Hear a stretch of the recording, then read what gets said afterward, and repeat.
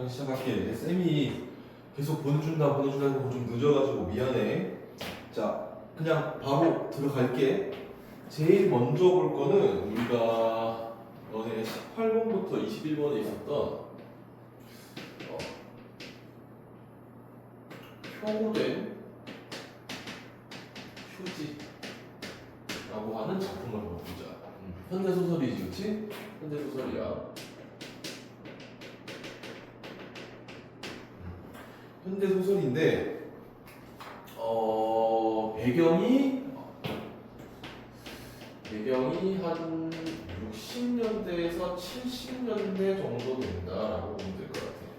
60년대에서 70년대 되고 보니까 여기에 등장하는 등장인물들을 우리가 정리해보자면은 항상 이거 소설 같은 거 우리가 공부를 많이 할 때 그리고 소설을 읽을 때 뭐가 제일 포인트가 되냐면 너네가 소설을 읽으면서 독해를 할 때 제일 포인트가 되는 게 뭐냐면 일단 이 등장인물에 따라서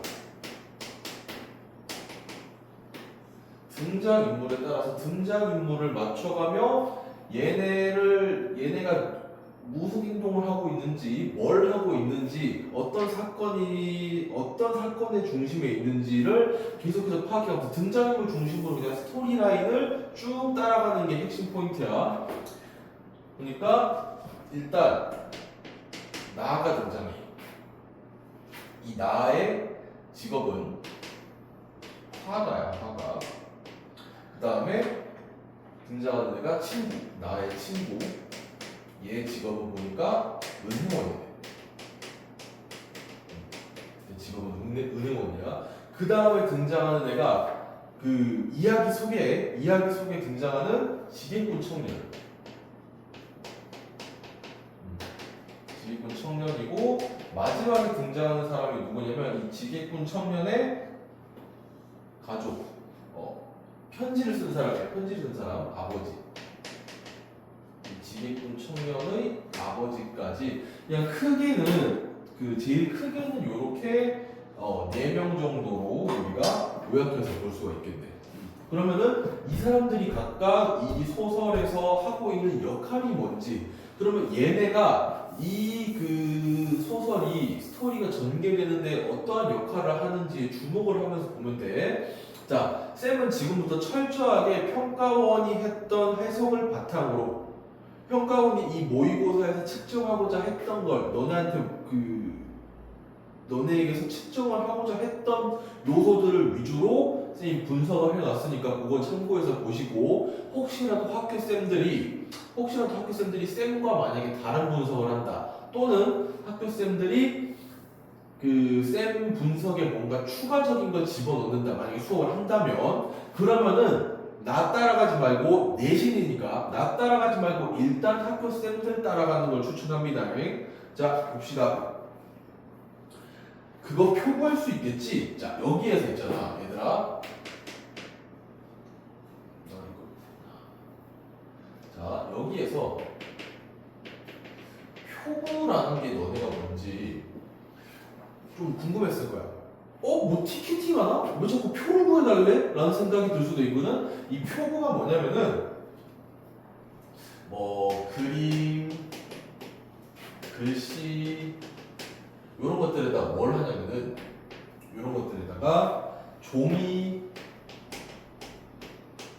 그 다음에 비단 크게 이런 걸 발라.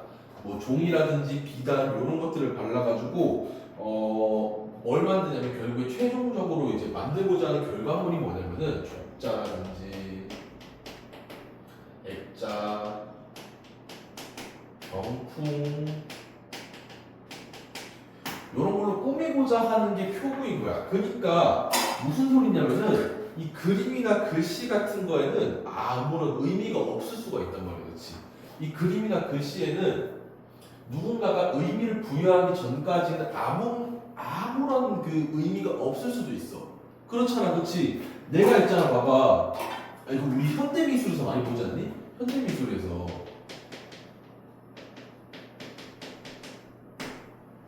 현대미술에서 그냥 있잖아. 이 팔절지 도화지에다 우리 초딩 때 많이 썼잖아. 팔절지 도화지에다 그냥 일어났어. 이게 누군가 보기에는 그냥 이거 보고 있잖아. 이게 뭐 개수거리지? 하는 걸 수도 있거든, 그렇지? 근데 어떤 예술 평론가가 딱 와가지고 이 작품은 너무나도 심오합니다. 이 작품은 있잖아요. 여러분들의 생각과는 다르게 되게 자기가 뭔가 그거인 걸 좀 표방을 해. 자기가 이제 일반인들과 크게 다르다는 걸 표방하면서 여러분들 봐봐요. 이거는 미술품을 출품하고자 했던 그 화가의 작가의 모든 고뇌가 담겨있는 그런 작품입니다 하고 의미를 딱 부여하게 되면 얘 뭐가 되는 거야? 그냥 그냥 내가 보기엔 그냥 주사위 같은 거 있잖아, 그렇지? 주사위 같은데 그 평론가가 이렇게 의미를 딱 부여하는 순간 뭐가 되는 거야? 얘는 몇천만 원짜리 예술품이 되는 거야.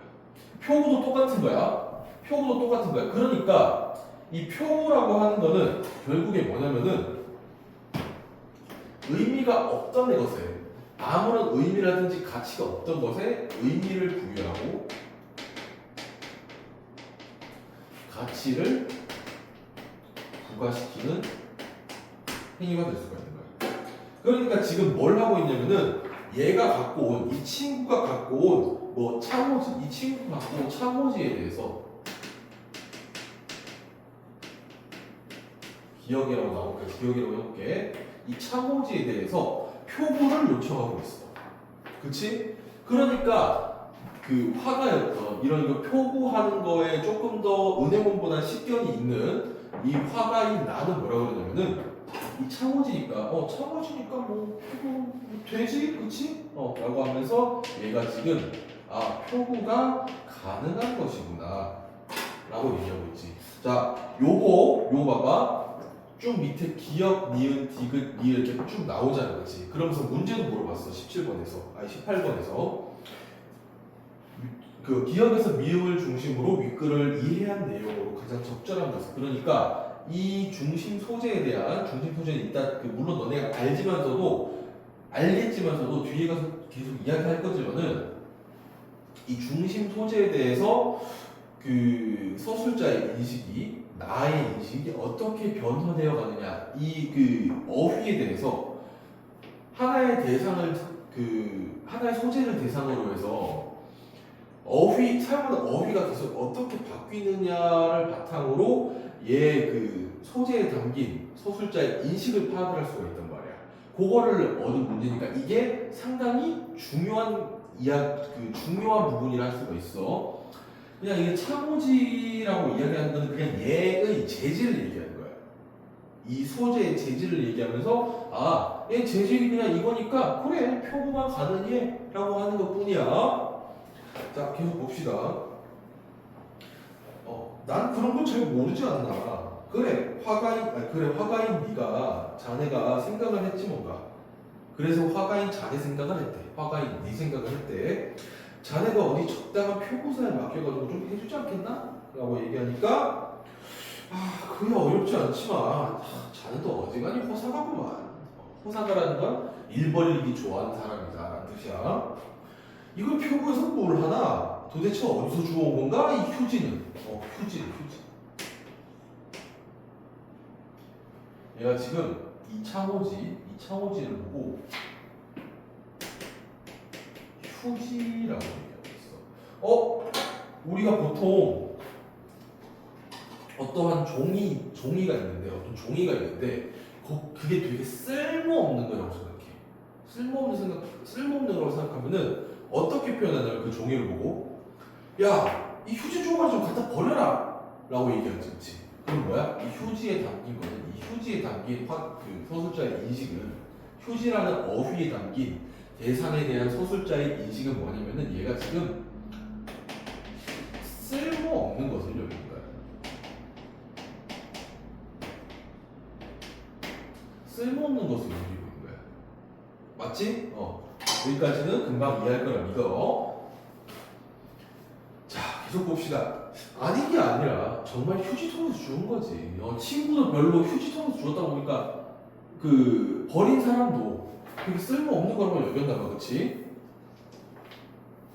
그 친구 은행 창구에 저녁 되면 날마다 빼지 않고 들르는 지게꾼이 있단다.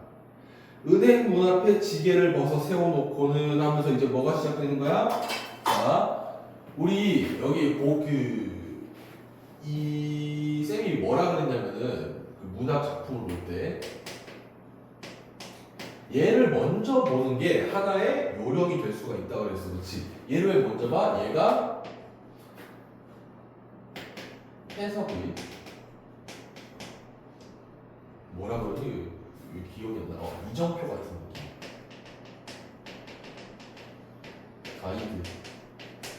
해석이 이정표, 뭐 가이드 이런 게 돼주기 때문에 보기를 뭐라고 했는데 보기에서 자 보기 잠깐 볼게. 보기에서 뭐라고 하냐면은 표본의 표지에서는 외화인 화가의 이야기에 내화인 청년의 이야기 또 다른 내화인 편지 내용들이 연결되거나 삽입된다고 얘기해요. 자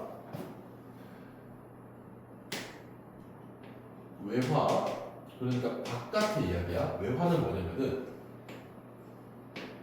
나에 대해 자, 이 나의 이야기 안에 뭐가 들어가 있냐면은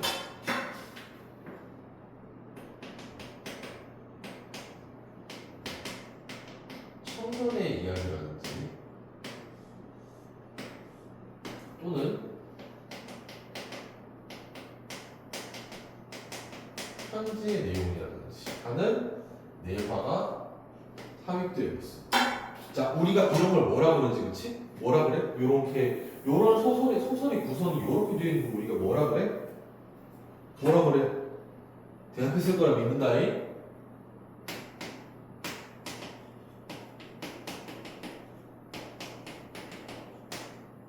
요렇게 얘기하지, 그렇지? 우리가 요렇게 되어 있는 소설의 구성을 보고 액자식 구성이다라고 얘기를 해. 맞지?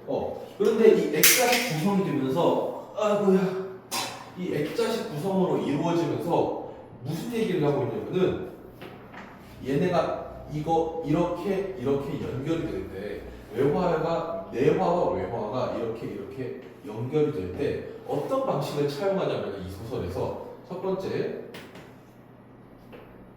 어떤 거? 한 문단 안에서 이어가는 거. 한 문단 안에서 이어가기. 두 번째는 지시 표현 사용.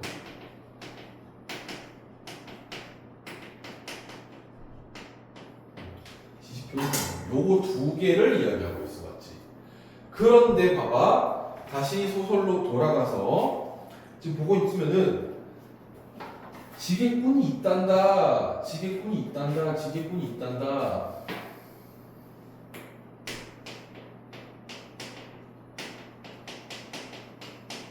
오녀가 있단다라고 끝내고 나서 뭐로 이어지냐면은 그런데 걔가 은행 문 앞에 지게를 벗어놓고는 하면서 자연스럽게 어떻게 하고 있어? 자연스럽게 이 이야기를 넘어가고 있어. 내바로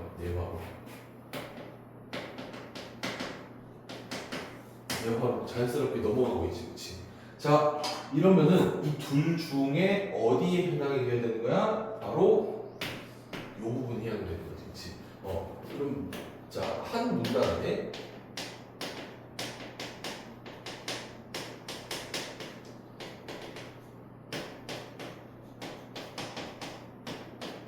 한 문단 안에서 이 내화와 외화를 이어가고 있다는 게 포인트지. 이거 보면 돼. 이거 잘 보면 돼. 자, 그렇게 해서 내화가 시작이 돼. 은행 문 앞에 지게를 벗어서 세워놓고는 매우 죄송스러운 태도로 조용히 은행 안으로 들어서는 25쯤 되어 보이는 그 검은 얼굴의 청년을 처음엔 안내원이 딱 막아줬대. 보니까 있잖아, 행색이 되게 꼬질꼬질해가지고 이제 막 이러면서 막 은행 안으로 이제 들어오는 걸 보고 뭐야 이러면 가가지고 뭐 어떻게 하는 거야? 잠시만요. 뭐 하시고 오셨어요? 뭐 하러 오셨는데요? 라고 이게 약간 쏘아붙이듯이 몰아붙이듯이 안내원이 이야기를 해. 뭐죠? 지금 제가 왜 왔냐면요 하고 이렇게 하고 있어. 봐봐. 여기 이 지게꾼 청년이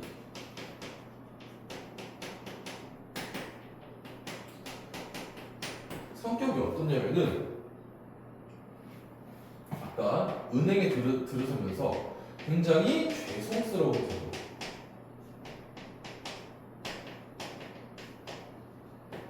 태도, 태도라든지 저 하면서 약간 그 주눅든 듯한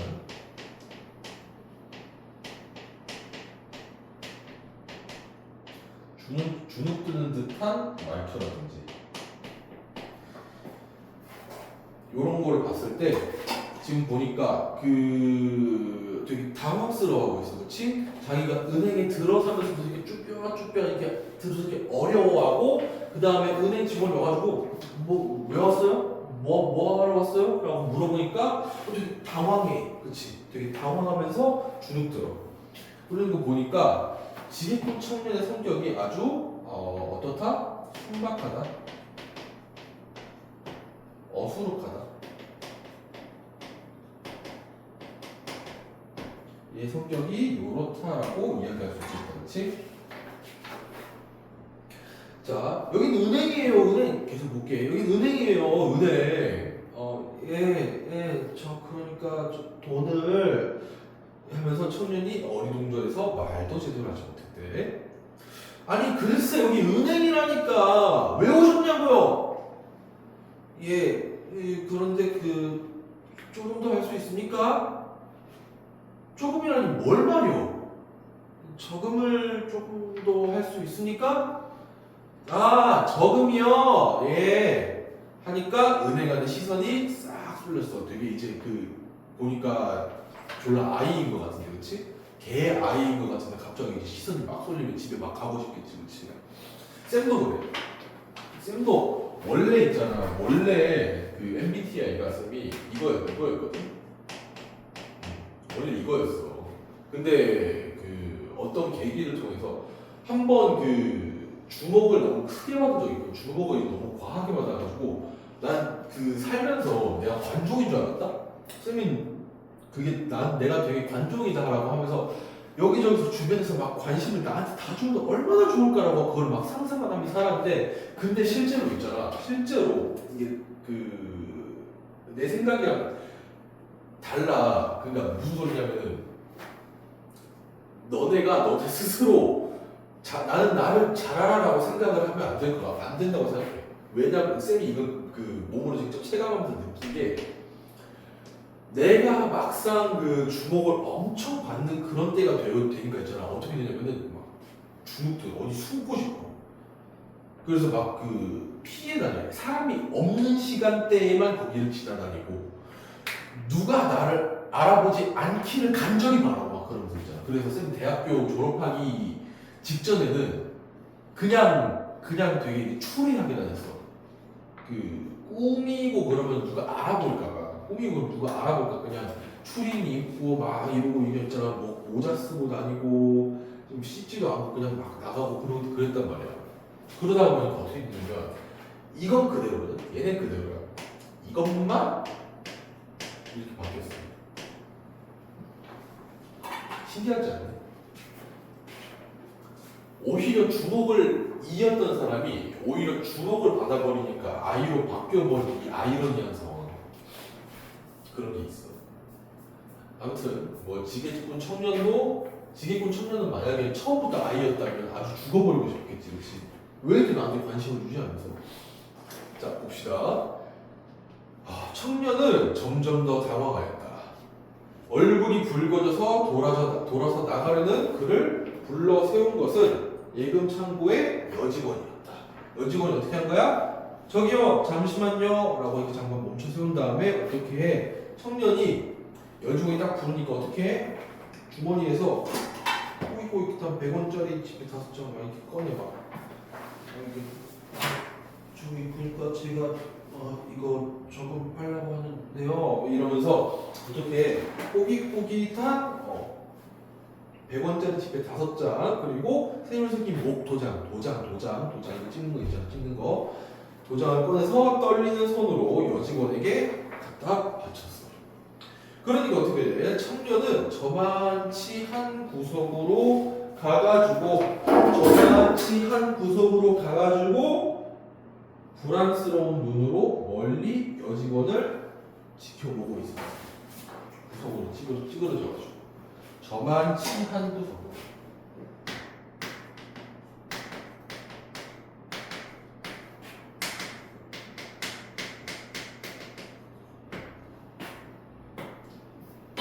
쌤이 아까 보여줬지. 어떻게 했어? 저만치 한 구석으로 가가지고 찌그러져 있던 거야.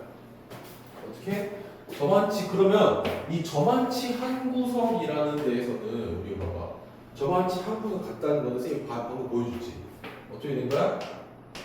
거리 표현 그리고 위치 표현을 통해서 거리와 위치에 대한 표현을 통해서 어떻게 한 거야? 거리랑 위치가 표현이 되니까 뭐가 더 그 부각이 돼?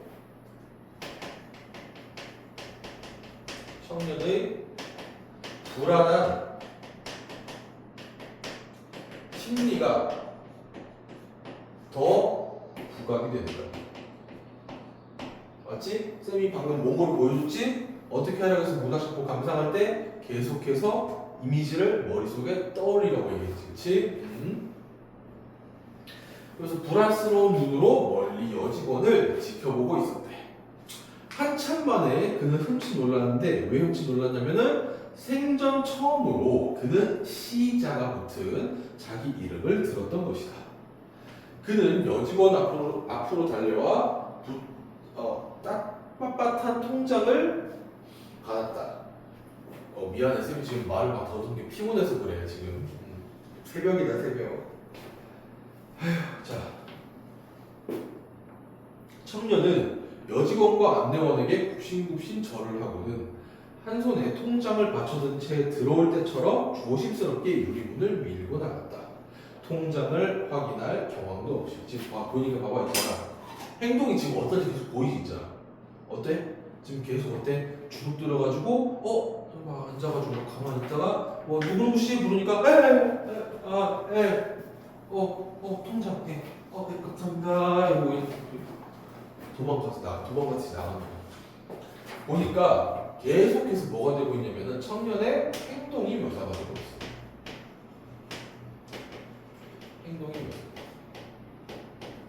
행동이 묘사되고 있어. 우리 방금 이 청년의 행동을 통해서 뭘 알 수가 있었어? 청년의 성격이라든지 청년의 순박하고 어리숙한 성격이라든지 또는 청년이 불안해하는 심리라든지 이런 걸 어떻게 한 거야? 간접적으로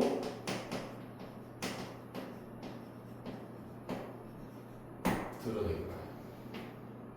이해되니? 행동을 묘사한다는 건 행동 묘사를 통해서 우리가 성격이라든지 심리를 간접적으로 추측을 할 수가 있는 거야. 간접적으로 추측을 할 수 있는. 독자로 하여금 간접적으로 그 성격이나 심리를 성격이나 심리를 간접적으로 제시해서 독자로 하여금 이거를 추측하게 만드는 거야. 오케이? 자, 잠깐 한번 지우고 갈게. 내가 이거 있잖아. 쌤이 원래 2교실에서는 수업을 안 하잖아, 그렇지? 쌤이 이거 녹화할 때 제일 싫은 시간이 뭐지 알아?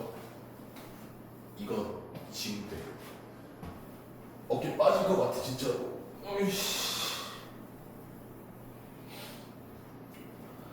나 진짜 어깨 빠질 것 같아.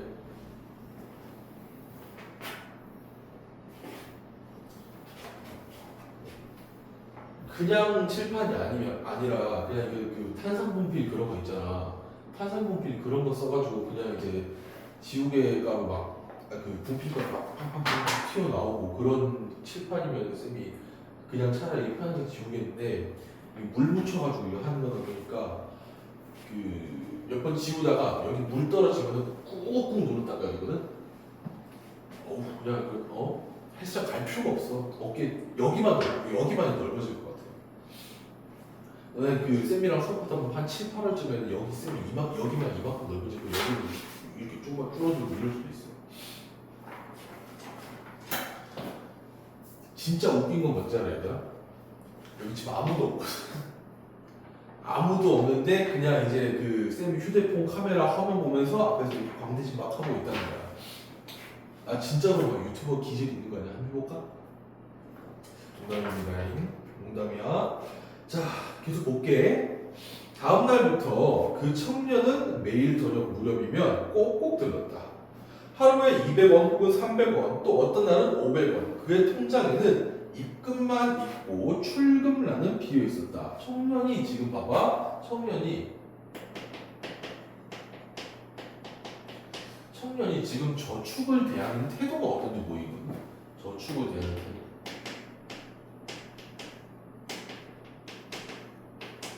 청년의 저축을 대하는 태도가 뭐야? 무슨 소리야? 청년이 지금 어떻게 하고 있어? 돈을 입금만 하고 출금은 하지 않아. 입금만 하고 출금하지 않아. 그러면은 얘는 지금 뭐만 하고 있다는 소리야? 돈을 모으기만 하고 있다는 소리야. 맞지? 이게 지금 청년이 저축을 대하는 태도가 보이는 부분이야. 자, 이제는 제법 앞내용과는 익숙해졌으나 여직원 앞에서는 여전히 얼굴을 붉히며 수고를 끼쳐서 대단히 죄송하다는 표정 그대로였다. 그러던 어느 날이었다. 갑자기 그러던 어느 날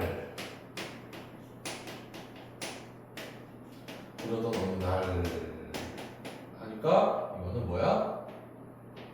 장면의 전환이지. 장면 전환이 갑자기 확 이루어진 부분. 그날은 여느 날보다 조금 일찍 청년이 은행에를 들렀다. 오늘은 일찍 오셨네요. 얼마 더우시겠어요? 여직원이 미소로 물으니까 그게 오늘은 좀 청년이 무언가 이제 종이 뭉텅이를 막 이만큼 들고 와가지고 그게 저기 오늘은 조금 그게 저 있잖아요. 그래서 이게 쭈뼛쭈뼛 또 하고 있어. 왜 이래? 갑자기 또 익숙해졌다며. 왜 이래? 하니까 왜요? 아 이거 정말 죄송합니다. 이거 얼마 되지도 않는 걸 동전으로 그러니까 그동안 저금통에 넣었던 걸 오늘 깼어요. 그래서 여기 이렇게 하면서 종이에 싼 거를 이만큼 한 뭉텅이 내민 거야. 많이 먹으셨네요. 진짜 이게 뭐 비꼬는 건지 아니면은 동전색이 귀찮은 건지 뭐 아니면 진짜 감탄인지 몰라도 뭐 이렇게 얘기를 해. 정말 죄송합니다 하면서 뒤통수를 막 긁적거리면서 언제나 그가 서서 기다리는 구석으로 갔어. 여기까지가 뭐야? 내화이자. 여기까지가 내화. 여기까지가 첫 번째 내화가 끝났어. 하면서 뭐래? 내화가 끝나면서 어떻게 해? 그러니까 이게 바로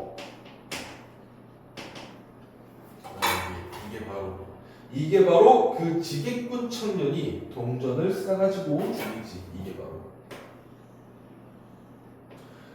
쌤이야 이거 지워버렸지만 아까 뭐라고 했어? 액자식 구성에서 이 소설에서 액자식 구성을 쓰는 과정에서 액자식 구성을 이루는 과정에서 내화와 외화를 잇는 데 사용한 방법이 두 가지가 있다고 했는데 하나가 뭐야?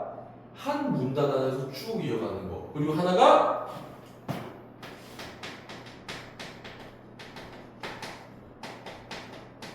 지시 표현의 사용이었지. 지시 표현을 사용하면서 어떻게 자연스럽게 내화에서 외화로 쭉 넘어가는 거야. 맞지? 지시 표현을 통해서. 그래서 이게 바로 그 지게꾼 청년이 동전을 싸가지고 온 종이지 라고 하면서 친구가 손에 들고 있던 편지를 딱 가리켰어. 그럼 뭐야? 자, 이 편지가 바로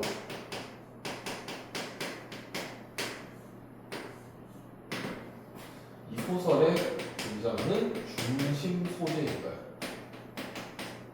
근데 편지라는 거는 어떤 건데? 편지라는 거는 누구나 다 쓸 수 있는 거야, 그렇지? 그래서 중심 소재이자 얘는 신변잡기적 소재이기도 해.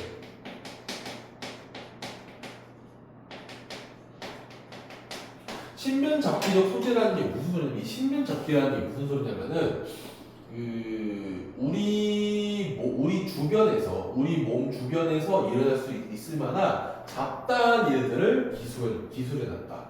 그러니까 대충 그냥 어디에서나 있을 만한 잡다한 것들 그냥 싹 기술해 놓은 거야. 그러니까 일상적 소재다라고, 일상적인 소재다라고 생각해도 무방해. 오케이? 이 일상적 소재를 통해서 지금 무언가를 하려고 하고 있는 거야. 그래.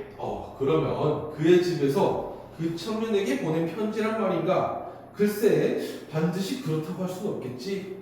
동전을 세는 여직원을 거들어 주다가 우연히 발견하고 재미있다고 생각해서 가져온 것 뿐이니까. 자, 지금 봐봐. 이 편지를 가져온 사람이 누구냐면, 이 편지를 가져온 사람은 친구야, 친구. 저 은행원 친구. 은행원 친구가 동전 세는 일 돕다가 가져왔는데, 그러면 얘가 왜 가져왔냐? 라고 물으니까 뭐래?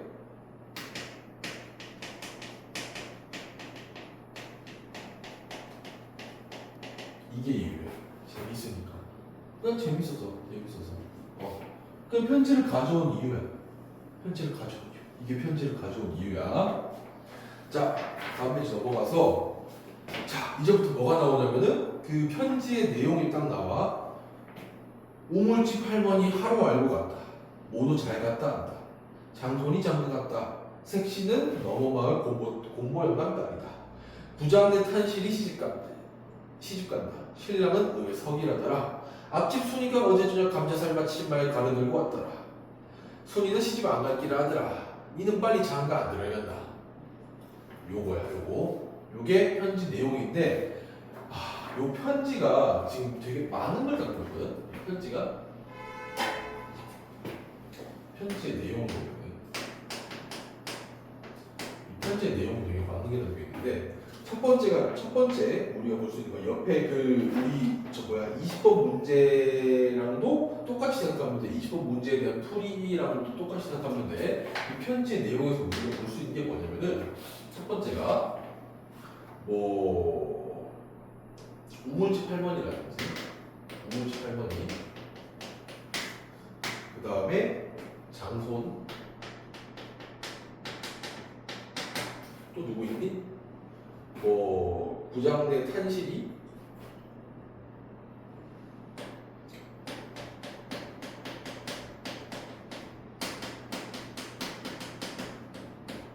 그 다음에 수근이. 이런 사람들, 이런 애들이라고 만들지, 그치? 이런 사람들이 어떠냐면은, 왜 이렇게 얘기했어? 왜 이런 식으로 얘기했어? 이름 어디 할머니, 어디 장소, 부장내, 그 다음에 순이 이런 식으로 얘기한 이유가 뭐겠어? 다 청년이 아는 애들이라고 그런 거야. 청년도 알만한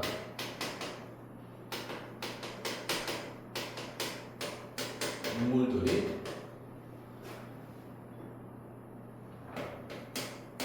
소식이 이 안에 담겨 있는 거야. 청년들도 알만한, 청년도 충분히 알만한 그 주변 인물들의 소식을 담고 있다. 두 번째, 청년의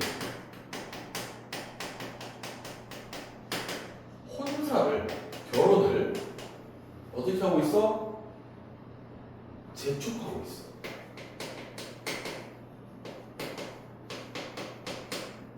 청년의 혼사를 재촉하는 듯한 내용도 포함되어 있다. 맞지? 뭐라 그래? 니는 빨리 장가 안 들어야겠다 하면서 청년의 혼사를 어떻게 제출하고 있어. 그럼 얘는 지금 어떤 거야? 얘는 지금 결혼을 안 한 상태인 건데 이 집에 뭐 부모님인가 봐. 부모님은 어떻게 하고 있어? 니는 빨리 장가 가야지 하는 거야. 그러면 지금 얘를 지지하고 있는 거야? 아니면은 얘한테 딴 걸, 이 상황을 변화시키려고 재촉하고 있는 거야? 후자지, 그치? 그래서 20번의 답이 2번이 돼야 돼. 다음 3번.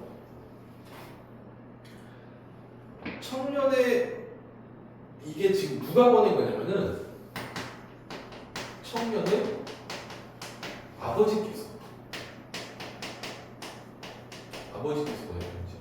아버지께서 보내가지고 뭐 맞춤법이라든지 보면 알겠지만 띄어쓰기라든지 이런 게 거의 지켜지지가 않아, 그렇지? 맞지? 그런데 여기서 불편해하는 사람들도 있을 수 있겠지만 왜 일부러 이렇게 표현했겠어? 글 잘 쓴 사람일 거냐 소설 쓸 정도면 왜 이렇게 표현했겠어? 여기에서의 투박함,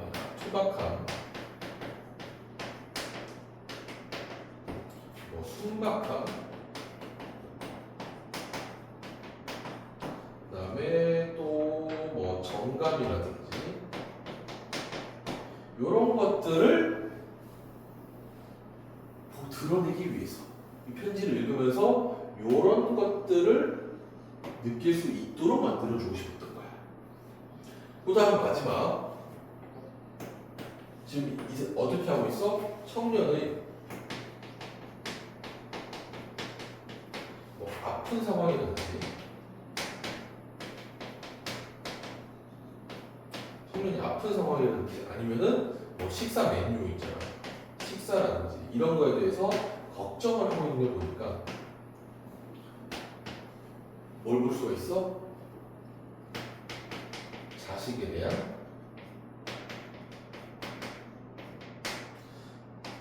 사랑도 어느 정도 볼 수가 있지. 자식에 대한 사랑도 갖고 있어. 그러니까 내용은 대충 보니까 이런 내용이 들어가 있고 우리가 여기에서 뭘 느낄 수 있냐면은 투박함, 순박함, 정감, 그 다음에 자식에 대한 사랑 이런 인간적인 굉장히 인간적인 감정들을 여기에 담아놓은 거야.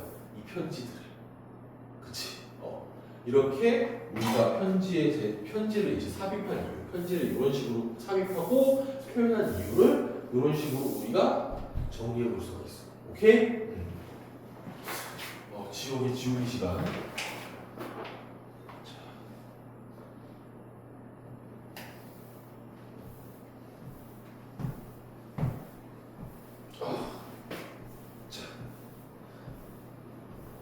잘 안 지워지고 보이지 마. 벌써 이럴 때 어떻게 하면 돼?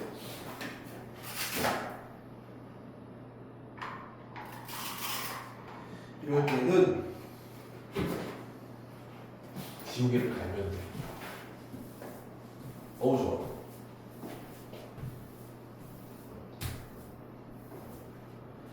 요거잖아요. 그렇지.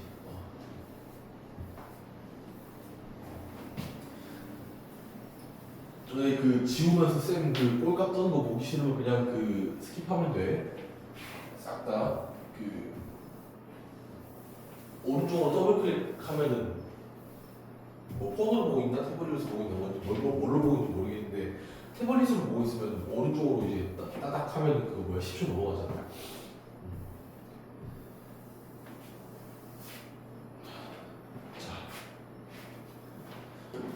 자 계속 볼게요. 그 편지 내용을 보니까 어때? 나는 비시시 웃음이 새어나왔어.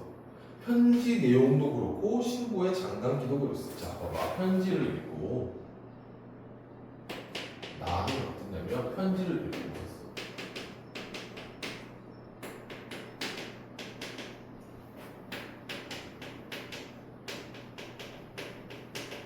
그렇지. 편지를 읽고 웃었어. 왜 웃었냐면은 그 앞에 편지 내용을 딱 삽입해서 보니까 이게 웃음이 나올 수밖에 없는 거야. 그럼 어때? 내화의 삽입을 통해서 대화의 삽입을 통해서 웃음의 이유를 제시했지.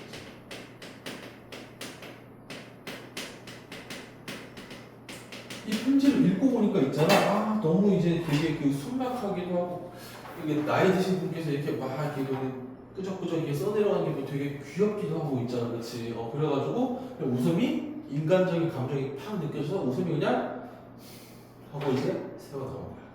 이르니 어쨌든 나는 그 창호지를 아는 표구사에 맡겼다. 그게 어떤 편지냐고 묻는 표구사 주인한테는 야, 말도 마세요. 이거 진짜 굉장한 겁니다. 이거 정말 국보급이에요. 이거 정말 국보급입니다. 쌤 말투 딱 보이지?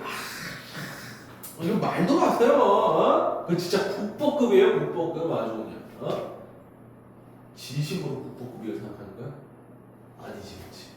얘가 지금 국보급이라고 생각하는 거는 지금 농담하듯이 얘기하는 거야. 농담하듯이 얘기하는 이유가 뭐야? 아직까지 얘는 이 편지가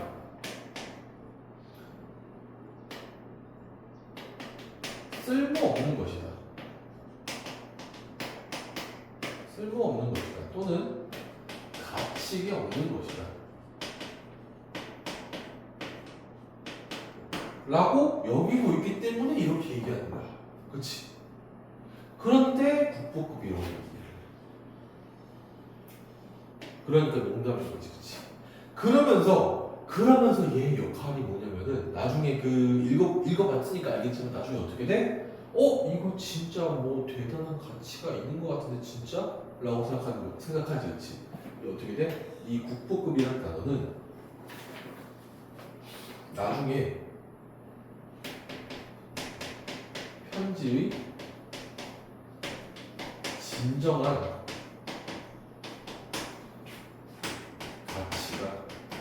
편지의 진정한 가치를 암시하게 돼요.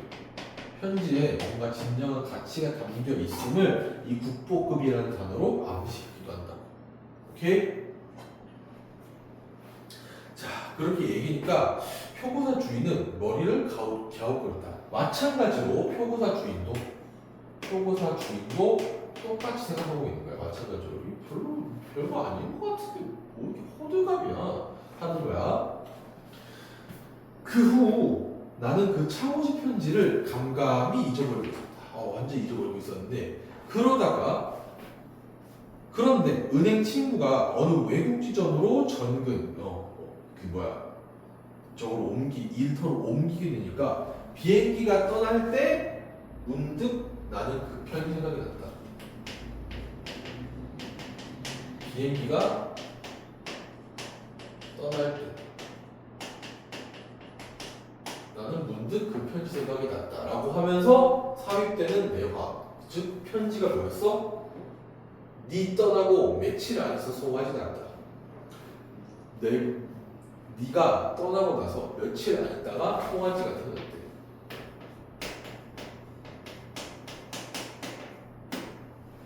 보니까 상황이 어때?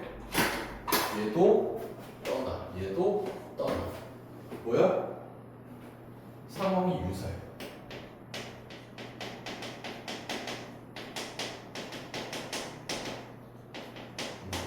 유사한 상황에서 어떻게 되는 거야? 나아가 어디로 가는 거? 표구사로 가는 거.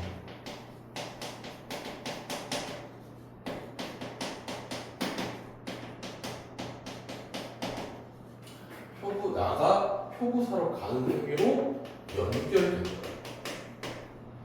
이해하지? 오케이? 이 유사한 상황을 바탕으로 해서 나아가 표구사로 가는 행위로 연결이 되는 거야. 그 길로 나는 표구사로 갔다. 구겨진 휴지였던 그 편지는 깨끗이 퍼져서 액자 속에 들어있었다. 그렇게 치장하고 보니까 그게 무슨 정말 국보나 내는 것 같았다. 어떻게 되니까 점점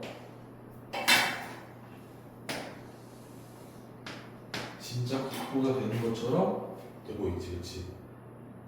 점점 어떻게 되는 거야? 얘가 지금 어떻게 되고 있냐? 왜 액자 안에 싹 담겨가지고 이렇게 액자 안에 싹 담겨가지고 이 편지가 이렇게 막 들어가 있지, 그렇지? 이렇게 되는 거 어때? 왜 일단 외형이 변화했어. 이 외형이 변화하면서 뭐도 된 거야? 국보라는 단어, 국보라는 표현에 담긴 그 서술자의 진의가 뭘까?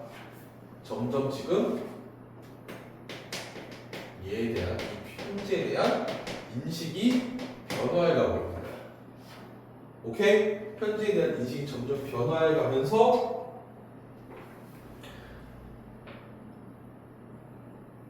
미안해. 쌤 잠깐 머리가 잠깐 멈춰서 너무 피곤해가지고. 자, 편지에 대한 인식이 지금 변화하고 있는 거야. 그러면서 나오는 게 뭐냐면은 돈 좋다. 그러나 너가 엄마는 돈보다도 너가 더 좋다 한다. 밥 먹고 배 아프면 소금 한 조금 묵으라 하더라. 이 편지가 또 들어가 있어. 또 편지가 삽입되어 있어. 이 편지 안에 뭐가 들어있냐면은 자식에 대한 걱정 그리고 돈보다 네가 더 좋다라고 하는 거. 돈보다 자식 또는 자식에 대한 사랑이 더 중요하다라고 여기는 인식이 들어가 있어. 그럼 이거 뭐야? 우리가 많이들 얘기하지? 물질적 가치보다 더 중요한 것이 있다. 물질적 가치보다 더 중요한 것이 있는데 그것이 무엇이냐면 인간적인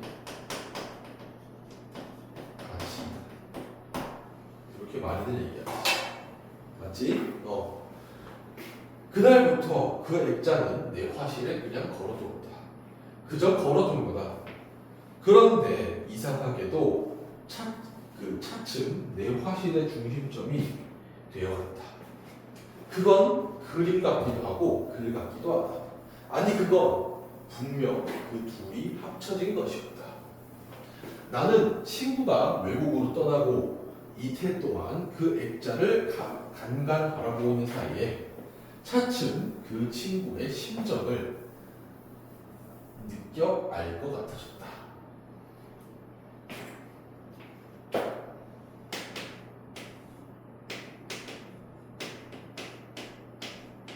이 액자를 보면 어떻게 된 거야? 이 액자가 점점 뭐가 된 거야?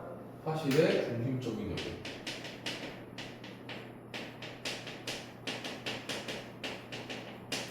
점점 화실의 중심점이 되어가고 그림 같기도 하고 글 같기도 하고 이거 둘이 합쳐진 것 같기도 하고 굉장한 뭔가 이제 의미가 들어있는 것처럼 이제 여기게 되는 거야. 점점 의미를 부여하게 되는 거야. 여기다. 그러면서 어떻게 돼? 친구의 심정을 이해하게 되지. 어떻게 된 거야? 얘가 지금 편지에 담긴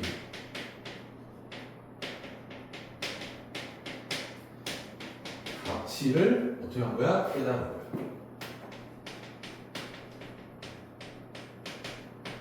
이 편지에 담긴 가치는 뭐 어떤 애들이냐면은 인간적인 순수함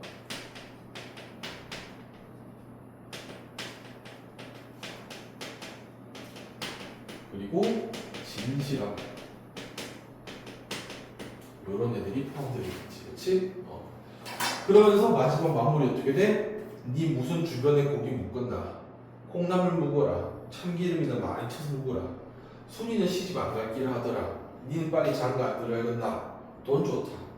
그러나 너희 엄마는 돈보다도 너가 더 좋다 한다. 마지막으로 이제 편지 내용을 감상하면서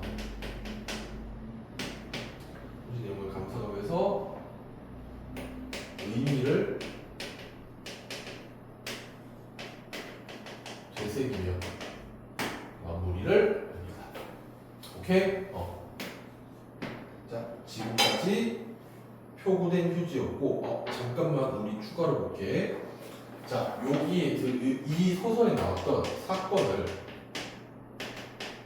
시간순으로 한번 알려볼게요. 시간순으로 일단 청년의 아버지가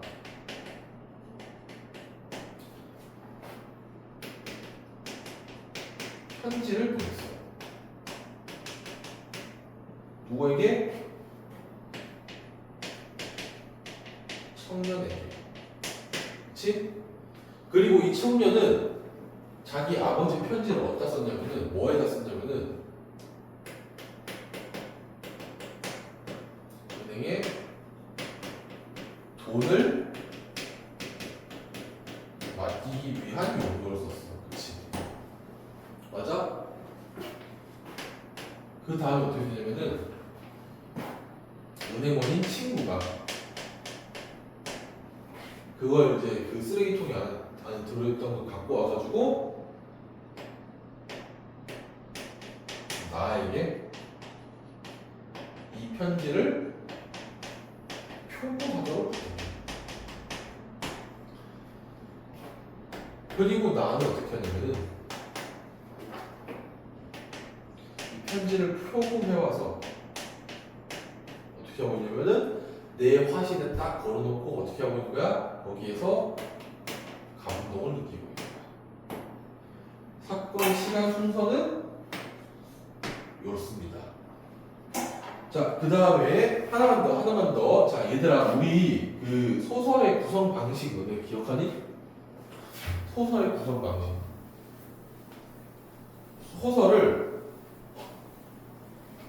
소설의 전개 방식. 구성 단계라고 그러지, 그렇지? 소설의 구성 단계.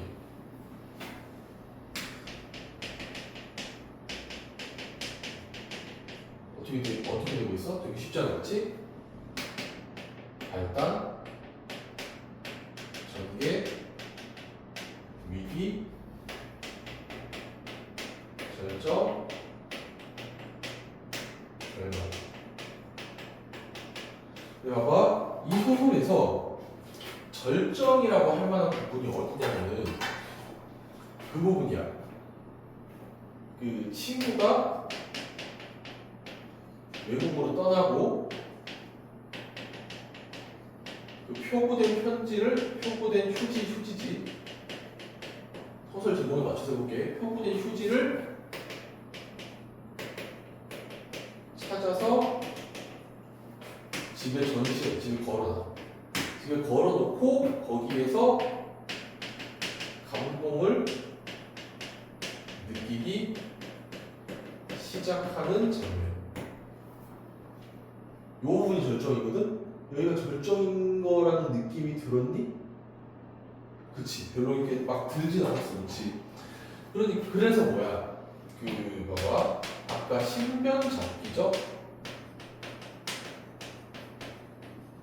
소재를 사용했다 했지. 신변잡기적 소재를 사용했다 했지. 이 신변잡기적 소재를 통해서 뭔가 새로운 의미를 발견했지. 새로운 의미, 그리고 깨달음을 발견해서 전달하고 싶은 거야. 그치? 자, 이거 어디서 많이 봤지 않니, 얘들아? 깨달음을 전달하는 그런 문화? 수필의 구성 방식과